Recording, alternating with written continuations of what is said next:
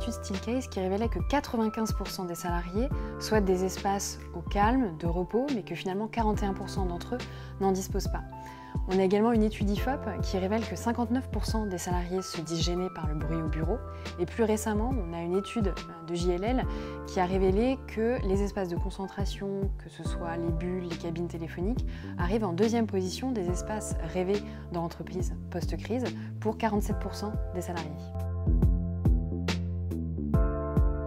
Donc c'est un sujet qui m'intéresse puisque finalement, comme la majeure partie des salariés, cette problématique de concentration au bureau, j'ai eu l'occasion de la rencontrer au cours de mes expériences professionnelles.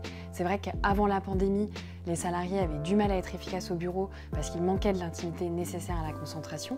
Et ils sont d'autant plus sensibles à cette problématique depuis qu'ils ont eu l'occasion de télétravailler.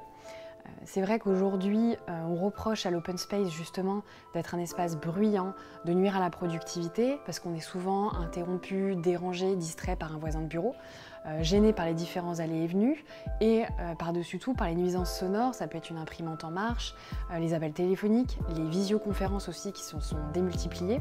Et en même temps, l'idée, c'est pas de supprimer l'open space, ça reste un espace de travail ouvert qui favorise les échanges et la collaboration entre salariés.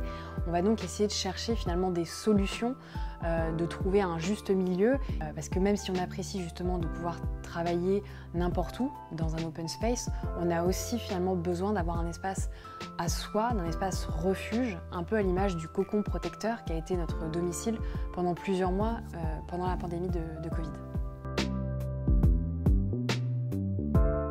Aujourd'hui, chez Convergence, on aide les entreprises à trouver des solutions pour recréer du lien social et du collectif en entreprise, tout en conservant la quiétude et le calme du télétravail. Ce besoin de déconnexion, de calme est bien présent en entreprise et n'est pas pourvu.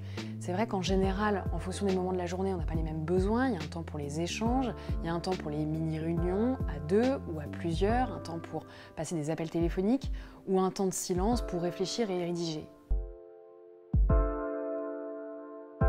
Ça passe soit par des bulles, des cabines téléphoniques, ça peut être des alcôves ouvertes ou semi-ouvertes, du mobilier également acoustique avec des dossiers enveloppants. En général, on propose aux entreprises que l'on accompagne de placer ces funbox dans les espaces intérieurs de l'entreprise. Ça peut être un couloir, un open space, dans un business center. Mais on a déjà proposé à l'un de nos clients d'installer des funbox, par exemple, dans les espaces extérieurs de son immeuble. Donc ça peut être sur une terrasse, dans un jardin.